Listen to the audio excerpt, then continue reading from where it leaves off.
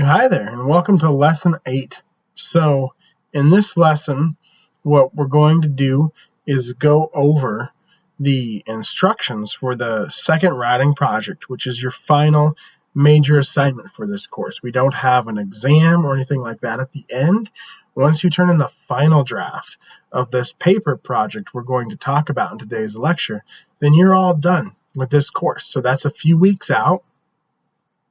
And I wanted to go over, the instructions in detail with you so that my expectations are really clear, just like I did with the first writing project. And then in the second half of the lecture, we're going to look at Agatha Christie's novel and the film adaptation of it, Murder on the Orient Express, as a case study, because I'm asking you in this paper to do an analysis of what we call a cultural artifact. And since they put these instructions up on Canvas, if you looked at them, something you're probably wondering is, what is a cultural artifact? How do I pick one for this paper? So I'm hoping the example of Murder on the Orient Express will really illustrate that, really show you what a cultural artifact is so that you can make a really informed decision for what to write on for your paper. There's also the idea that we're getting close to the end of the quarter, and Murder on the Orient Express provides a sort of, you could say, crescendo for our class. We've been reading Hercule Poirot short stories for this whole quarter because I believe his method of detection is just a really good example of the kind of gathering and use of evidence and deductive reasoning that is so helpful in writing. And Agatha Christie's writing style is similarly just a really good example of the kind of challenging writing that demands that we be demanding readers. So we've been using Hercule Poirot as our focus for those reasons, to help us grow as readers and writers. And we've been mainly doing the short stories because that's what's manageable in a quarter where we only have a few weeks together. And in a class where we're mainly focusing on writing skills rather than just reading lots of things. But I wanted to end with a bang, to take the discussion of Hercule Poirot to the next level. And so Murder on the Orient Express is one of the novels by Christie, so it's longer than what we have been reading, and it's considered by many to be her crowning achievement, her best novel. That's a little bit debatable, but many think it's her best one. And there's a really recent movie version of it that I think is a pretty good film version. So I didn't feel right asking you to read a whole novel in 1 week, but I thought watching a 2-hour film that you can rent for pretty cheap would be manageable. And that would bring, like I said, our discussion of Hercule Poirot to a crescendo and really illustrate the big ideas we've been building to all quarter. Agatha Christie's stories teach us so much about culture and the way we engage with culture and other people and the media. In this story, Murder on the Orient Express is her best expression of that. And those are the skills that are our goal to learn in this class. How to communicate and interact with the media we see, how to interpret it, and how to communicate and interact with other people. So I'm looking forward to our discussion of that text, Murder on the Orient Express, and to what you have to say about it on the discussion board. But let's go ahead and get started. So as I said, part 1 will be the overview of the writing project, and part 2 will be, my initial discussion of Murder on the Orient Express, mainly to illustrate to you how it's a good example of the kind of text you can use as your cultural artifact for the paper. And this will be a shorter lecture, so I'm doing it all in one segment rather than breaking it up into 2 segments like usual. All right, so for this paper, I'm asking you to do an analysis of what I'm calling a cultural artifact. So here's an example of one. The cover of Entertainment Weekly magazine when one of the Sherlock Holmes movies with Robert Downey Jr. was coming out. So another detective story, but you can learn so much even just from the cover of a magazine. And you might not be able to see all of this text here, but you have the image and the words working together, and where the editors of the magazine have placed certain images and text make this something that you want to pick up at the grocery store or wherever you see it for sale. So good, and it teaches us a lot about our culture. Why would this kind of movie be popular about 10 years ago when it came out? And why would this particular cover and the way it's laid out, why would that be a successful way to sell a magazine? So an example of a cultural artifact, but pull that idea apart, unpack it a little more, pull it apart and put it back together for you in this lecture. So the assignment is technically called a syntopical analysis of a cultural artifact. And so there's a couple of key elements there, the syntopical part and the cultural artifact. And the syntopical part obviously comes from Mortimer Adler's How to Read a Book. So I'm going to break down the different parts of the assignment for you now. I always structure my assignment sheets for my major assignments with a task and a purpose. So a task is what I'm asking you to do, and the purpose is the reason why I'm asking you to do it. I think my teaching philosophy is that I think teachers and instructors should always be as transparent as possible about their expectations for students and their rationale for why they ask students to do certain things. So this isn't just an arbitrary assignment. There are things I fundamentally believe that are crucial for everyone to learn about reading and writing, and this assignment encapsulates those. So I'm mainly going to go over the task here on these slides because I want you to have a really clear understanding of what I'm asking you to do for the assignment.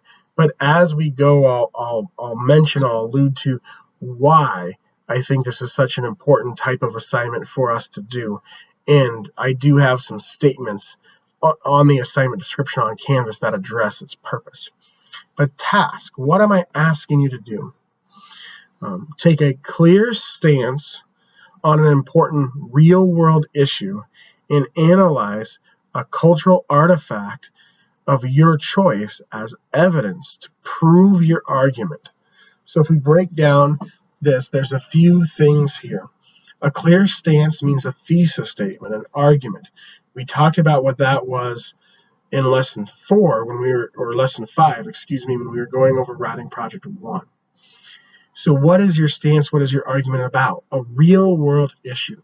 So a topic that is very important to you. This could be all kinds of things, anything from global warming to fake news to violence in video games to eating disorders. Anything you've confronted or encountered that seems really important. But when you take a stance on a topic or an issue, you have to have what we call evidence to support your stance. Just like when Hercule Poirot presents his solution, he says, this is why. These are the pieces of evidence that prove this is true.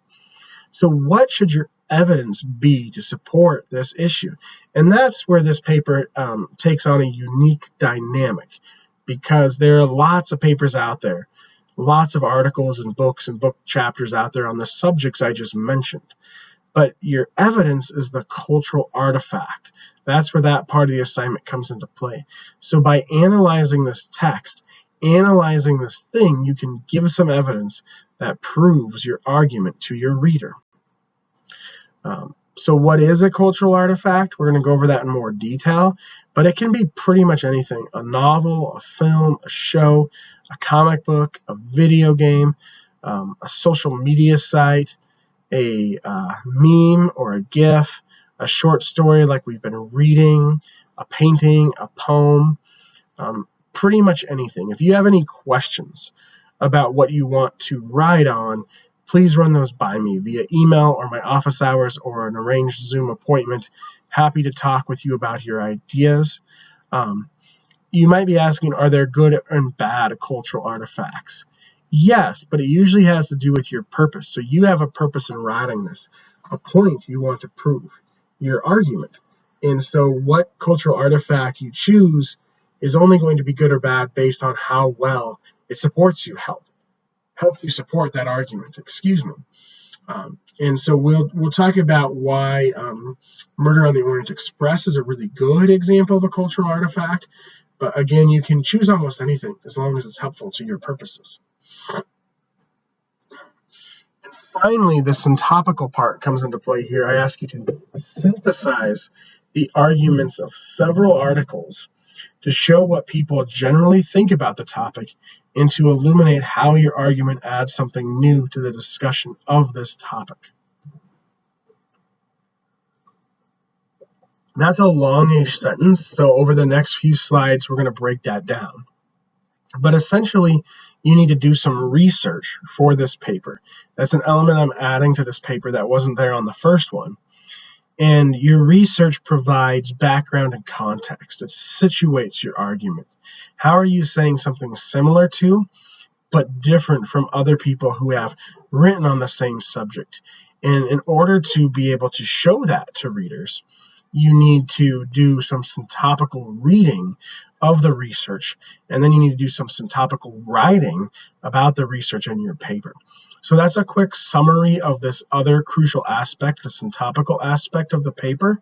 Like I said, we're actually going to parse out cultural artifact and syntopical analysis more over the next few slides. So to sum up here, what I just went over, there's two layers to the paper. One layer is the cultural artifact, and the other layer is the real-world issue. You're bringing these things together, right? You want to say, for instance, write a paper about global warming.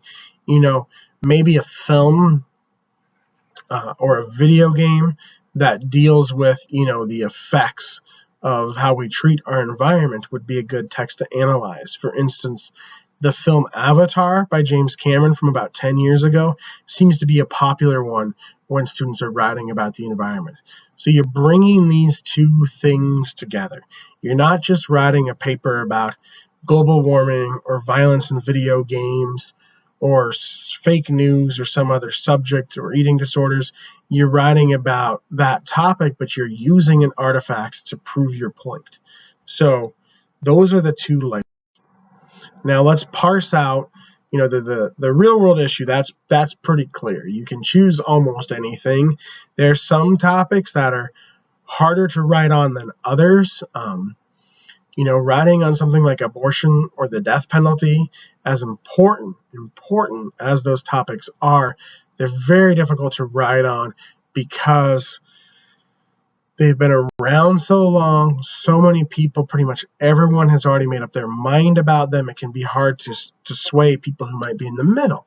But some of these other examples I've mentioned, global warming, violence in video games, fake news, eating disorders, use of new technology like drones, the implications for our culture with those things, those are all topics that, though hot button and divisive, people aren't as settled on as things that have been topics of debate much longer, for instance, like abortion or the death penalty or the legalization of drugs. You want to stay away from those topics. But for the most part, picking the real world issue, it's fairly evident what I mean by that. So I'm going to parse out on these next couple of slides what that layer of the paper, the cultural artifact, is. And so you'll know what to choose to pair with your real world issue to help you prove your argument about that real world issue. And then I'll finish out this portion of the lecture by going over what I mean by doing syntopical reading and writing early on in your paper. So a cultural artifact can be almost anything, as I mentioned already. It's a cultural artifact because close analysis of it reveals information about the trends and the phenomena of our culture. So when you're thinking about the real world issue and what to write on, think about things that are going on right now that seem important or significant. Going back to that idea of the rhetorical appeal of kairos, or the appeal to timeliness, you want to think about writing about things that are really, relevant right now. So things may be related to the pandemic. That's kind of obvious, but what's happening on social media, fixation on social media, that trend or phenomenon of social media obsession, that didn't exist, 15 years ago because it hadn't been invented yet. So a cultural artifact might be something like a meme because it might really teach us about social media. So think of it like a time capsule. Like, you remember that idea of a time capsule. If you take like a book or a DVD or something and bury it in the ground, and someone digs it up 100 years from now, you would want to pick something that's really going to teach someone about this time period in which we're currently living. So that's the way that it's a cultural artifact. It's an artifact that teaches people about our culture. And you're going to do this close analysis of it in your paper to teach people what you want them to learn about our culture, about your stance on this real world issue. Thus, therefore, analyzing a cultural artifact can help you prove the argument you want to make about your topic. All right, so there's the cultural artifact. While it is, I imagine, a relatively new concept to you, I don't think it's the most difficult concept to grasp, so I think one slide might be enough. And of course, we're going to have the case study in the second half of this lecture. But synthesis, which is a word that's very similar to syntopical reading or writing, is a part of the paper that might be a little less familiar to you. I wouldn't say it's one of the layers, not one of the two main layers of the paper. Those would be the real world issue and the cultural artifact. But it's a section, a part of your paper. So you have your introduction, and then after that you'll have what we call your synthesis section or literature review. And that's where you'll use what you've read syntopically to do some syntopical writing. So I want to take a few slides and address that specific aspect of the paper. What is synthesis? Just definition. It's making connections between different ideas, synthesizing different ideas. So that's essentially what you do when you do syntopical reading. You're doing synthesis. So obviously you would use the syntopical reading skills that you learned in the last lesson, but you use them not just as you're reading the research you find, but in your writing, when you write about that research. So synthesis equals syntopical writing. You've learned about syntopical reading and likely done it in the last lesson.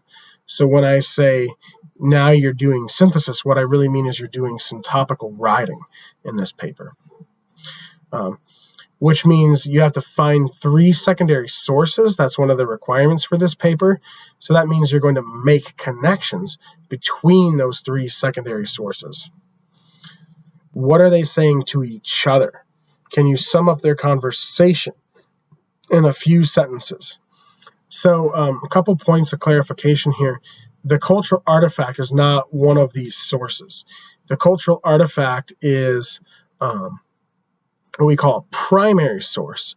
And secondary sources are articles or books that talk about either the primary source or the real world issue or both. More on that in a minute. And you are making what you could say are syntopical connections between the artifact and the real world issue. But you need some research to, like I said, situate your thesis, show where your argument fits in a pre-existing conversation. And so you need to then make connections between the pieces of research you find. So let's say you are doing your paper on social media addiction, for instance, is one example. You would find, 3 articles about social media addiction. And you would then say, what do they have in common? What are they saying that's the same about social media? What are they saying that's different? Where do they disagree about social media addiction? And once I've outlined those similarities and differences, how could I quickly sum that up for my readers, for my audience? So when you write what we call a literature review or a synthesis section of the paper, you're summing up the conversation those articles are having. Because if you found good articles for your topic, they're articles that talk to each other, which means they have a conversation, which means you can sum up, summarize, paraphrase that conversation for your readers. And that's what a synthesis section or a literature review is. Now, the final portion of this part of the paper is where you ask, what is missing from this conversation? The answer is your thesis. So I don't expect you to have a thesis before you do your research, nor should you. It's probably not a great idea. But what do you then do after you've done your research, after you've paraphrased the connections between your research?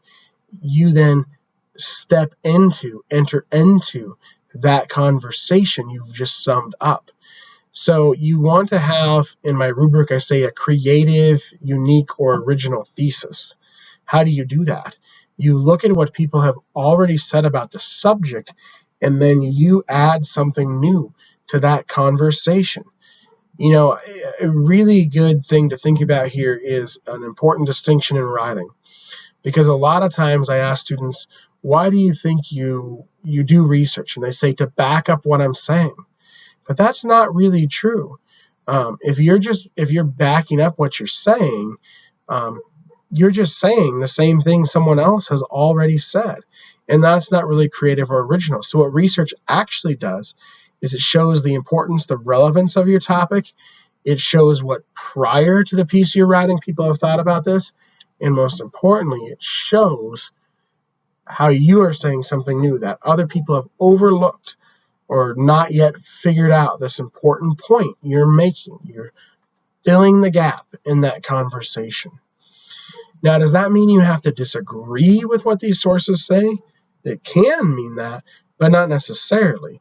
It can also be that you're adding something, you're building on, you're filling in the gap.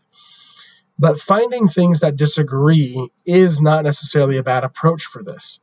As Mortimer Adler said in the chapters we read last time, the conflict of opposing answers might help us find our answer. So if you have 2 or 3 of your pieces that disagree with each other, finding a middle ground between them might be a really great effort on your part and might give you a really creative or original thesis. What we want to do is get out of binary thinking. So binary thinking is statements like social media is good, or social media is bad, or global warming is real, global warming is fake. Video games cause people to be violent. Video games don't cause people to be violent. Those are all binary ways of looking at these important real-world issues you could potentially write about. What is true about all of those examples, though, is that they are complex, nuanced topics, and there's not simply 2 possible answers to the questions that come up when we discuss them, even if people usually think of them in these 2 ways. So by doing some research, looking at the conflict of opposing answers, as Adler says, you can find some kind of middle ground, some other nuanced perspective that no one has found yet. And if you do that, you'll have a great thesis. So I'm talking about research here. Right now, what you might be asking is, what kind of research should I do? I've got to find these 3 articles in addition to my cultural artifact. So what kind of articles should they be? Like I said, the primary source is the cultural artifact. The secondary sources are the scholarly articles. So they need to be scholarly in that they should be peer-reviewed and published by an academic press so that you're working with things that have strong ethos, strong credibility. If once you have those 3 scholarly sources, you're welcome to find what we call popular sources, things that are really reliable and credible and good pieces of research, but they haven't necessarily been through that peer review process. They might not be published by a university press. They're probably published by an online journal or something. And those pieces can be really good. So you're welcome to use them because you might want to use more than 3 sources, but your first 3 have to be scholarly so that you have some pieces with some really strong ethos.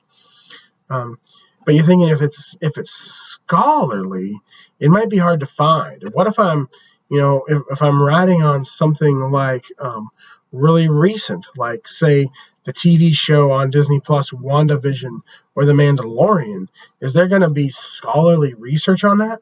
Maybe not. So what do you then do? Well, the sources can discuss the cultural artifact, but it may be hard to find these, so they do not have to. So you can also use secondary sources that just discuss the real world issue. I mean, maybe you're writing about the environmentalism of the Mandalorian because you see some of the conditions on these planets he goes to. So you can just find articles about global warming, and then in your analysis analyze the Mandalorian, and that's fine. If you find articles that address the Mandalorian, that's great too. So the articles can address the cultural artifact, the real world issue, or you can have some combination of both.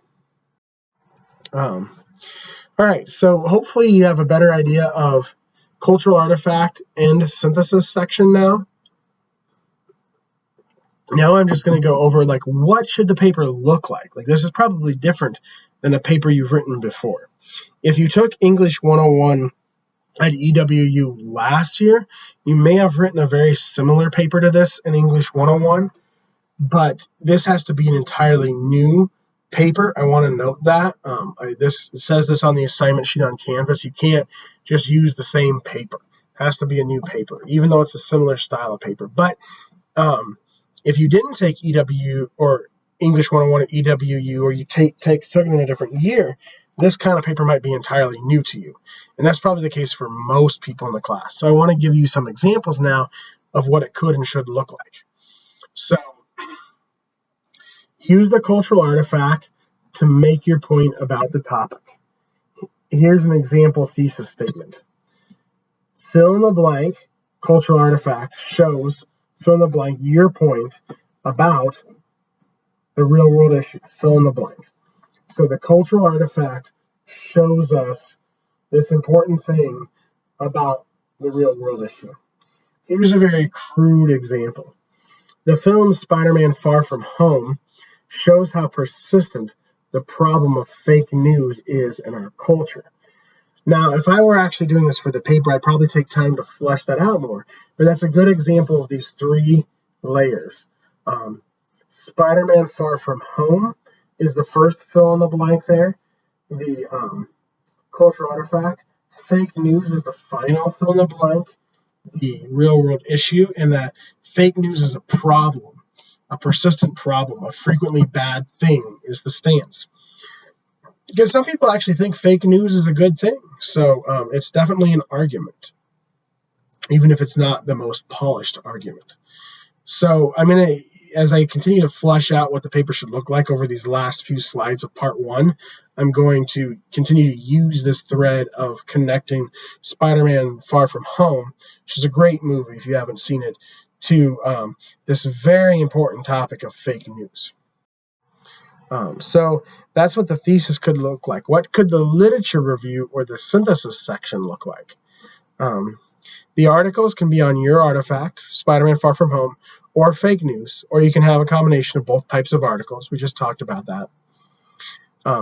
In the lit review section, you want to first state what the articles have in common. 2, state what your thesis has in common with the articles. And 3, state what your thesis does not have in common with the articles, or in other words, how you disagree or how you agree but add something new to that conversation. So we really covered this already in the synthesis portion of this lecture. This is just kind of recap review of what it should be like in your paper. So you would do this part of the paper after your intro and thesis, and then you would, at the end of this section, when you're explaining how your thesis adds something new to this topic, discussion of this topic, you can then restate your thesis, which sets up a really good transition to your body of your paper where you analyze the cultural artifact. In next week's lecture, we're going to look at a few sample papers, just like we did for writing project 1, so that will help you visualize this paper structure. Now, what does this look like body paragraphs? So, topic sentence takes a stance about the artifact. So you don't want to say Spider-Man Far From Home is a movie that came out in 2019. You want to make an argument in the first sentence of your paragraph. The villain Mysterio in Spider-Man Far From Home is similar to fake news. He is like a metaphor for fake news. He represents fake news. And then next, after your argument or your topic sentence, you have a quote or an example, some piece of evidence from the artifact. So the villain Mysterio in Spider-Man Far From Home is similar to fake news. For example, Mysterio manipulates people with holograms and drones and convinces them Spider-Man is a villain.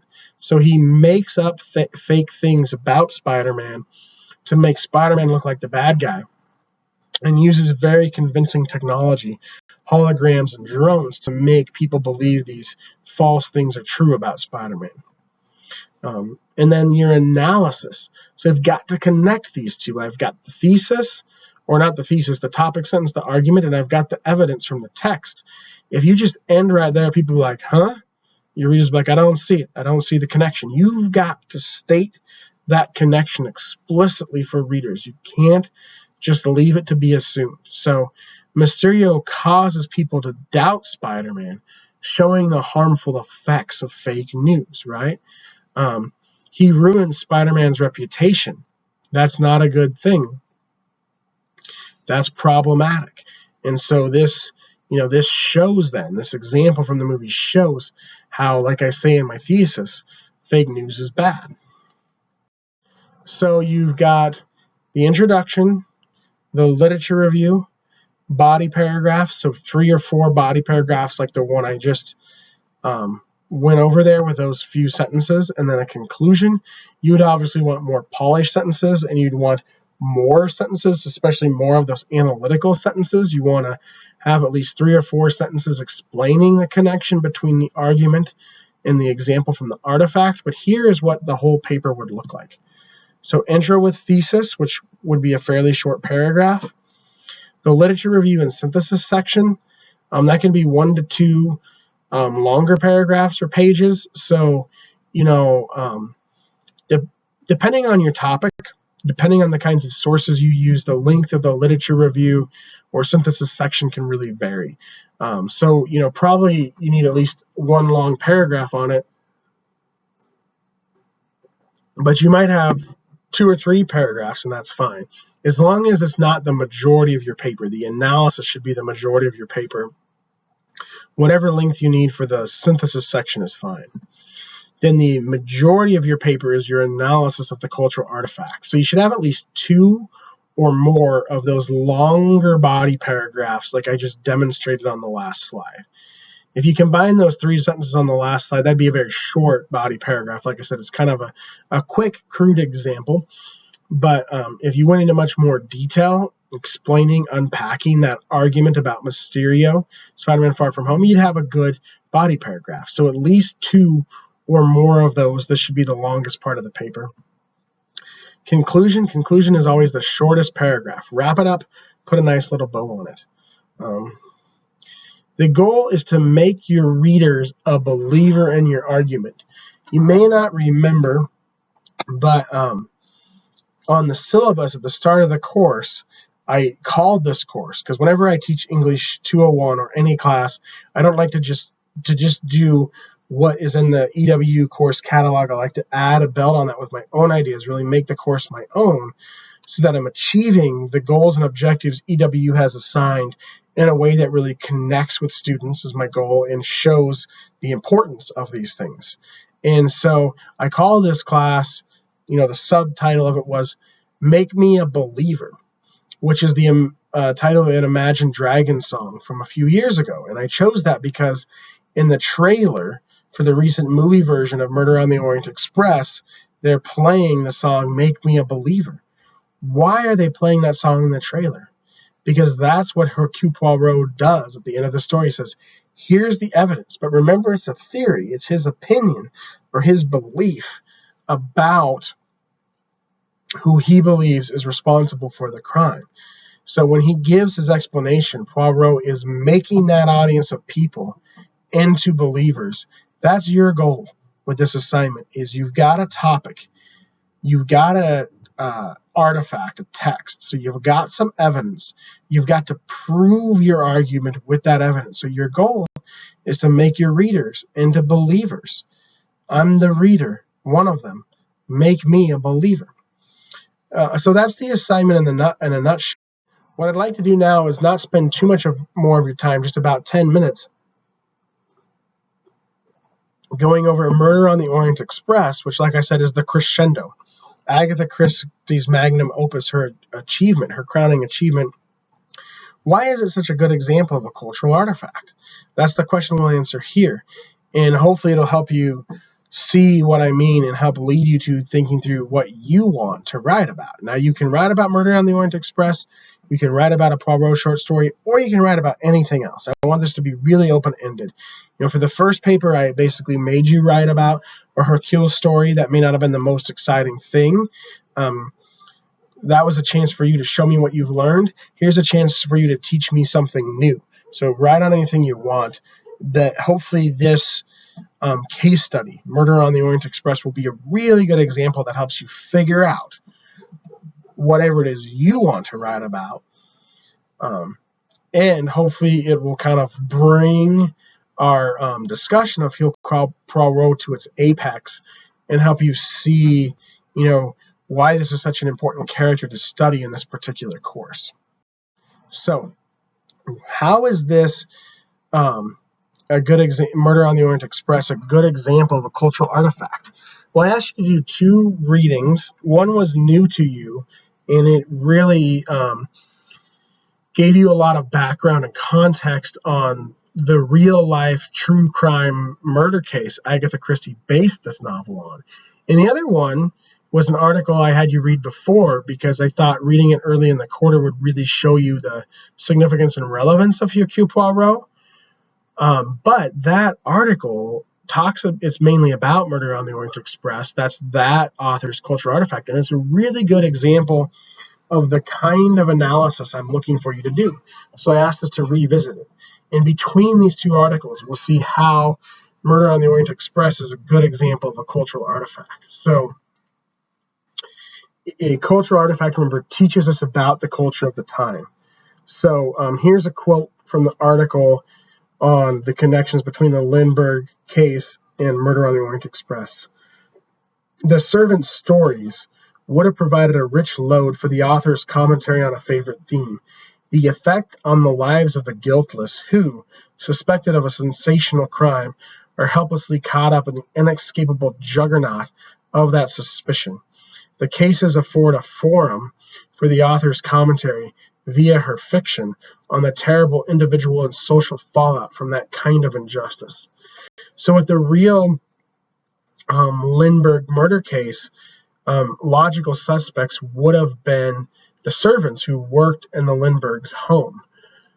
But this was such a case that was so sensationalized in the news because everyone was so sad about this kidnapping of this tiny baby, really sad story, but this tiny baby of these 2 celebrities that people just became obsessed with this case. And so these poor servants who actually turned out had nothing to do with it really faced a lot of scrutiny that was damaging to their life, to the point where one of them actually committed suicide. And so Agatha Christie, by telling a story that's very similar in Murder on the Orient Express, is able to bring to light this injustice. And so that's just one way this text, Murder on the Orient Express, is an example of a cultural artifact. It's teaching us something about the culture of that time. But there's more to it. Let's keep going. And the way I'd like to continue to pursue this is to connect the cultural artifact to the real world issue, do the kind of connection making I'm looking for you to do in the paper. So here's a quote from that article we read before, where the writers who would be later canonized as modernists, Joyce, Eliot, Faulkner, and Woolf, expressed a profound sense of anxiety and seemed always to think of the world as breaking apart. Agatha Christie's staple detective hero reassuringly manages to put things back together. So this is a thesis from that article. But how is it? This is the kind of argument you could make in your paper. But how is it an example of that? Let's take it apart. So the real world issue the author Martin is talking about here is the aftermath of World War One. That was such a devastating event that people felt very anxious. They felt like the world was breaking apart afterwards. So Murder on the Orient Express was published in 1933, just 14 years after World War One, where people were still very much living in the aftermath of that event, and just 2 years, actually 1 year, after the Lindbergh baby kidnapping. So let's pull on this thread a little bit more. So the Lindbergh baby kidnapping, really, what it does is it represents the anxiety, the pain felt after World War One. And that example of how the servants were treated in the media is really a good example of this. People felt like the world was a chaotic place, that it lacked structure and order. And so all the anxieties people were feeling after World War One, those really manifest in the Lindbergh baby kidnapping, this loss of an innocent life, and explain why that event was so sensationalized in the media. So, of course, the literature of this time tried to deal with these feelings of anxiety and pain, but many of the pieces of literature at the time didn't offer a solution. They just depicted the anxiety and pain. So I would say the research question this author, Martin, had when they went to write their article was, what was the most helpful literature to read at this time? Because you had what we call literary fiction or highbrow fiction, which is the work of those authors quoted before, like Faulkner, Woolf, Joyce, Eliot, versus genre, we tend to call lowbrow fiction, which is things like detective stories, like the Agatha Christie stories. Because they're somewhat formulaic, as how you noticed, each one follows basically the same structure and pattern, a lot of people, especially at university, said, this is not as good. But the author of this article makes the point, and this is where it becomes the kind of analysis I'm looking for you to do in your paper, is that Hercule Poirot restores order and brings justice. So whereas these highbrow pieces don't offer a solution, Agatha Christie does. And then we go from this research question to a position, a thesis statement. And this is my paraphrase of the author's thesis statement, not their actual thesis statement. Murder on the Orient Express and books like it are helpful because they provide a sense of order and justice at a time when those things were missing from the world. And so you can see how, ideally, Murder on the Orient Express is really reflective of the time it came from, which is what makes it a good cultural artifact. And then you can see how this author uses it to make a point about reading and about literature. So there's a real-world issue, the aftermath of World War One. There's a cultural artifact, Murder on the Orient Express, and there's a thesis that connects the two, that Murder on the Orient Express is an example of the kind of literature, according to this author, that was most helpful in the aftermath of World War One. So there you go. Obviously, this is an older example. I think a lot of the issues that people felt after World War One are issues people are dealing with today. And you can certainly pick a cultural artifact from any time period you want. But I imagine you'll work on things more recently. But hopefully, having read Hercule Poirot throughout the quarter, seeing how Murder on the Orient Express has a similar structure to the stories you read, hopefully you can see, again, not the exact work I'm asking to do, but the kind of work I'm asking to do for this paper. And so I want to wrap up by moving from a discussion of how Murder on the Orient Express is a good example of a cultural artifact, and how those articles I asked you to read for this lesson are good examples of the kind of work I'm looking for you to do. Moving on from that to wrap up with the last few minutes here with a discussion of what is important and significant about Murder on the Orient Express. Kind of my own analysis of it, I guess you could say. And really, this is the crescendo for the class. We only have 2 weeks left after this. I'm not going to make you do a lecture and discussion board for the final week. And next week, I'm just going to ask you to look at sample papers like I did in Module 5. So this is it. This is the last lecture really talking about Hercule Poirot. And I made you read a lot of Hercule Poirot this quarter. So let's think about why. And I think, like I said, the main reason is Hercule Poirot makes his audience into believers. And that's what I'm asking you to do. And that's what I'm asking you to do after this class is over. When you go into another class, when you go into a job interview, when you write an email to a colleague, when you do important work and you create things, whether that's a PowerPoint presentation or something else in your job, you're going to have an audience. And I want you, after this class, to always be able to make your audience into believers.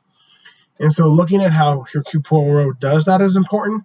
But there's another element too, which is the cultural artifact element, which is that these texts, these Hercule Poirot texts, teach us about culture. And they teach us things that were relevant in the 1930s when Agatha Christie was writing them, but they teach us things that are relevant today as well. And so there's a couple of questions here that you can choose to answer on the discussion board. You can also choose to answer other things. But these questions just give us a lot to think about and really show the relevance of this story to us today. So here goes. And I lead off with like a quotation before the question to kind of give some context to set up the question. So describing the ending of Murder on the Orient Express, Christie appears to assert the moral right of surviving victims to feel rebellious against the fact that justice, in their eyes, has been denied them. But though their desire to avenge injustice is understandable, even inevitable, just how far they may forgivably go to act out their revenge becomes the moral question of the tale. So, ideally, you watched Murder on the Orient Express before this part of the lecture, and I thought both articles did a good job of not really ruining the ending. If you haven't watched it, you should pause the lecture at this point and go watch it, and then return to the lecture, because I'm going to ruin the ending. But basically, the person who was murdered on the train was a kidnapper who kidnapped a baby, murdered the baby, and then ransomed the parents, who were quite famous. And that resembles the real-life case of the Lindbergh baby kidnapping. And there are 12 people on the train who pretended to be someone else so they could get on the train, who all knew the victim in some way and worked together, conspired together to murder the perpetrator. And Poirot, of course, figures this out, but then he lets them go. He does not punish them. He makes up an excuse as to who actually killed the man, and these people go free. So that's a really bold decision on his part, and it raises all kinds of ethical questions. And that's why I think this story is so relevant and important and significant. But there are several Christie stories where that kind of a thing happens, where it's not just a simple case of this is the killer, this is a bad person, this person should go to jail, and they do. It's that way in many stories, like the Third Floor Flat or The Dream, but it's not that way in Murder on the Orient Express, and it's not that way in Murder in the Mews, which is one of the stories we read in Lesson 4. So that story has a similar ending where, the one of the main characters, Jane Plunderleath, she has made this suicide look like a murder so that a man will go to prison and be punished, who was a very bad man and did very bad things to her friend and roommate. But Poirot doesn't let Miss Plunderleath off the hook as easily as he does the 12 killers in Murder on the Orient Express. So compare and contrast the ending of Murder on the Orient Express with the short story we read in Lesson 4, Murder in the Mews. Why do you think Poirot essentially approves of the decision of the 12 to kill Ratchet or Cassetti, but does not seem as approving of Jane Plunderleath's decision to make suicide look like murder? As you'll see in a quote on the next slide, Poirot basically says, I approve of this to the 12 killers in Murder on the Orient Express. But to Miss Plunderleath, he says, I'm not going to let you do this. We're not going to charge this guy with murder. He is a bad person. He did bad things. He's already in prison for other reasons. You don't need to destroy his life further by committing murder, which is the willful destruction of another human being, by framing him for murder when it was actually suicide. And this is very complicated ethically to pick apart. Certainly one factor is the victim and Murder on the Muse committed suicide, which is very different than the kidnapping and murder of a baby, which is what happens in Murder on the Orient Express. So there's a lot here to unpack, and I'm not going to answer it. I'm going to read what you say on the discussion board if you happen to choose this question. And now we can see Poirot's statement where he basically approves of this decision. He says, in the book, the novel, this is what he says. Ratchet had escaped justice in America. There was no question as to his guilt. I visualized a self-appointed jury of 12 people who condemned him to death and were forced by exigencies of the case to be their own executioners. And immediately on that assumption, the whole case fell into beautiful, shining order. So Ratchet was convicted. Well, he was not convicted of the murder of the child. He got off on a technicality, but basically everyone knew he did it. And then these 12 people who knew the victim conspired and came together to murder him on the train. And then Poirot lets them get away with it. But he doesn't just let them go, because in Murder on the Muse, they let Miss Plunderleath walk out of the room because there was nothing really they could convict her of. But here he says, we're forced to become executioners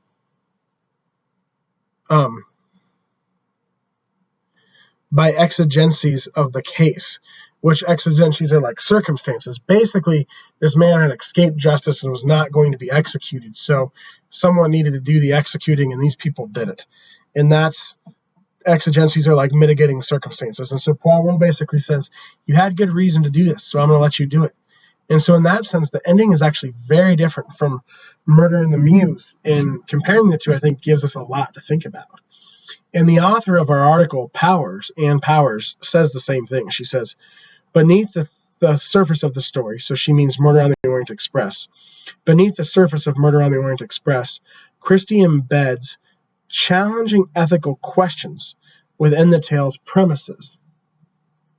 Readers are left, if they so desire, to make choices, as did the characters within the pages of the novel, including Hercule Poirot. So the 12 people are like a jury. The number's significant.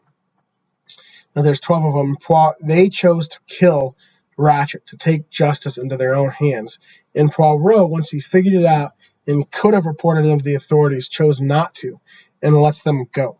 So the killers made a choice. Poirot made a choice. You can now also make a choice. So here's the last possible question for discussion board. Do you agree or disagree with Poirot's decision to let the 12 killers go?